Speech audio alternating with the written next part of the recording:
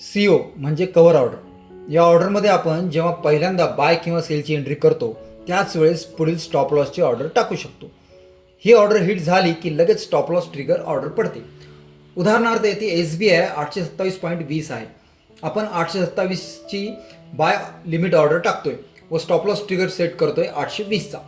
जेव्हा आपली 827ला बायची order execute होईल तेव्हा आपोआप 820 स्टॉप लॉस ट्रिगर ऑर्डरही पडलेली असेल. आईसबर्ग. ज्यावेळेस बाय किंवा सेल क्वांटिटी जास्त असते आणि क्वांटिटी तोडायची असेल त्यावेळेस आईसबर्ग ही ऑर्डर उपयोगी पडते.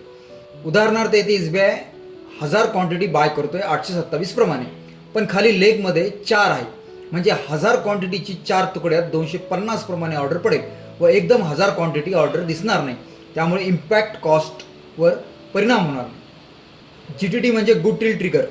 आपण जर मार्केटवर सारखा वॉच ठेवू शकत नाही आणि आपणास जर एखादा शेअर शॉर्ट टर्म लॉंग टर्मसाठी अपेक्षित प्राईसला खाली आल्यानंतर बाय करायचा असेल किंवा होल्डिंगमधील एखादा शेअर अपेक्षित प्राईसला गेल्यावर सेल करावायचा असेल तर काय करायचे, तर तेव्हा GTT ऑर्डरचा वापर करायचा.